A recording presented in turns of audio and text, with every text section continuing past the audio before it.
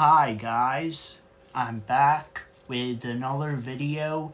Today's video is going to be my thoughts on the 4th through 7th round of the 2023 NFL Draft. As we already know, the Steelers have had a pretty good draft so far.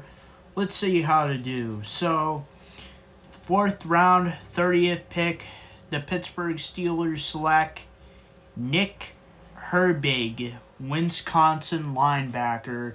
Now, we do need linebackers now because apparently Alex Highsmith left and a few other key defensive players left as well. But those other key defensive positions that we pretty much filled up. One of those positions that we filled was with Joey Porter Jr. We needed a cornerback badly, and because we released Cameron Sutton to free agency, we needed somebody to replace him, and we got Joey Porter Jr. But because we got rid of Alex Highsmith, I think Nick Herbig will be his replacement. 7th round, 24th pick, Corey Trice, Purdue, cornerback. Now, I do not really know a lot about this dude because I do not watch Purdue. I don't watch them. I know they're a good school, but I don't know any of their players, and I don't know what their record was this year, but it's good to get another cornerback. That's one of the defensive positions that we really need after the release of Cameron Sutton. I mean, of course, we got Patrick Peterson in free agency, but,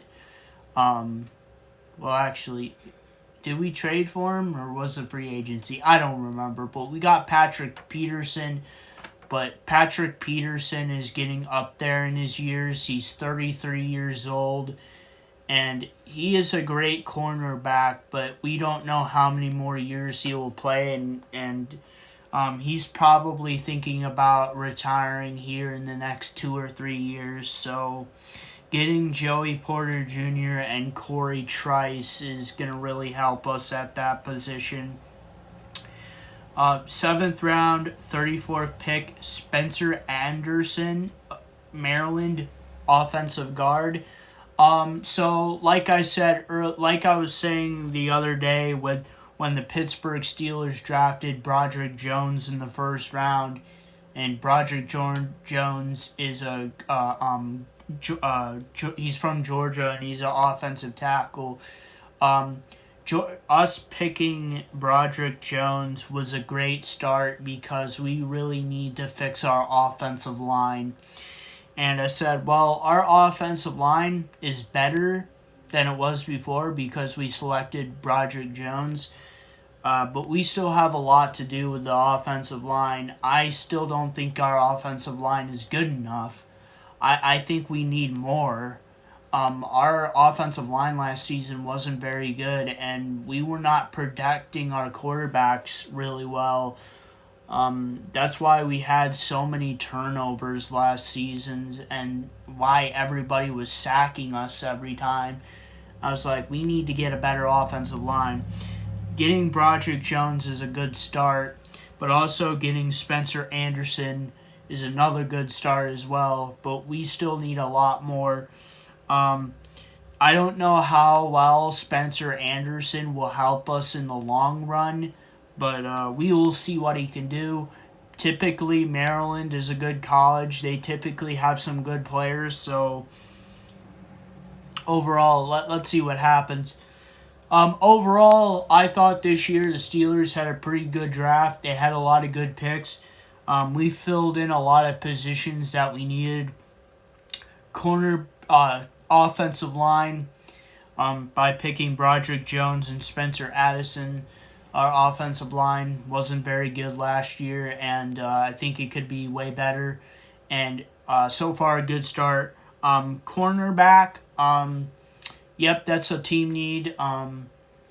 I mean, yes, we got rid of Cameron Sutton and we got Patrick Peterson, but I don't know how well that's actually going to help us in the long run. But getting Joey Porter Jr. and Corey Trice maybe help us out in that situation. Darnell Washington, tight end from Georgia. Like I was saying the other day, I'm not too sure how well this will actually work out. He has a position battle with like 5 other tight ends. 2 of them are like 5th and 4th string. He will get past them. But it's going to be a battle between Patrick Freiermuth, Connor Hayward, and one other guy. I forgot his name. But tight end, it's always good to have another tight end. And like I said the other day about this guy, he looks like a Heath Miller type of guy. He's big. He's like 6'6", 264 pounds. Darnell Washington might be the next Heath Miller for the Pittsburgh Steelers. Not saying that Pat Freiermuth is a bad tight end. He is a really good tight end. I think getting another tight end would be really good, and it would help a receiving game a lot. Linebacker Nick Herbig. Nick Herbig, I don't know. Some of these guys like Spencer Anderson, Corey Trice, Nick Herbig. I don't really know these guys. I really don't know them. But hopefully they will be able to help out our team in some type of way. But Nick Herbig, he's going to be replacing Alex Highsmith. And I don't know if he will actually be in our linebacker rotation. He's going to have a position battle with people that are already in the positions. So let's see what happens. Overall, I thought the Pittsburgh Steelers had a really good draft this year. We got a lot of our team needs that we needed to fix. One of the things that I'm most happy about is helping our offensive line by drafting Broderick Jones.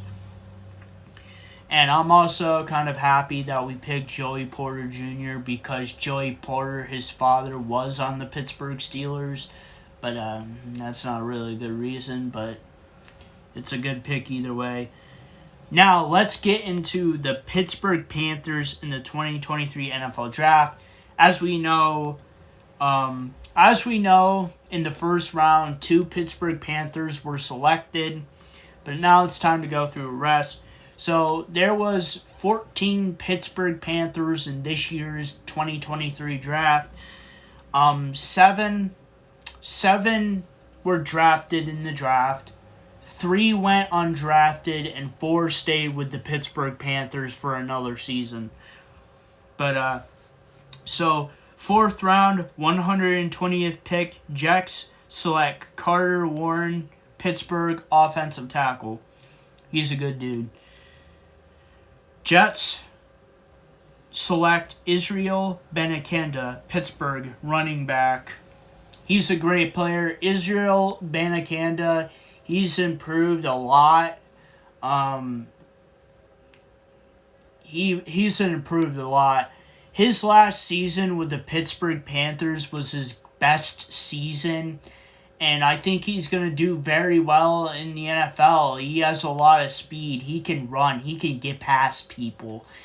I think he's going to be a great player for the Jets. Now, I don't know where he will be on the depth chart. I would have to look, but he's a great player. 5th round, 153rd pick. The Buccaneers select Servazier Dennis, linebacker, Pittsburgh. Servazier Dennis, like Kalijah Kancey, is another guy who can get off the line quickly and sack people. Like I was saying the other day about Kalijah Kancey, that's the same exact thing I have to say for Servazier Dennis. He is one of those guys who can get people, sack people, and he's going to be a great player for the Buccaneers. I'm surprised that the Buccaneers selected Calijah Kancey and SirVocea Dennis, and those two are going to be a threat with the Buccaneers. 6th round, 208th pick, the Jaguars select Eric Hallett III, safety, Pittsburgh. He's a guy, he's pretty good. The 7th round, 248th pick, the Houston Texans select Brandon Hill, safety, Pittsburgh. Yeah, he was a pretty good dude. He had some interceptions. He's a pretty fast dude when he intercepts the ball. He had a couple interceptions for touchdowns in his last season for Pittsburgh, and I think that will really help out the Houston Texans with their defensive struggles and their offensive struggles. Right now, the Houston Texans are in rebuild mode. So, here is the undrafted players. Baldonado, Pittsburgh defensive end. He went undrafted. He didn't sign to anybody. Jard Wayne, wide receiver, Pittsburgh. He went undrafted and he got signed by the Houston Texans.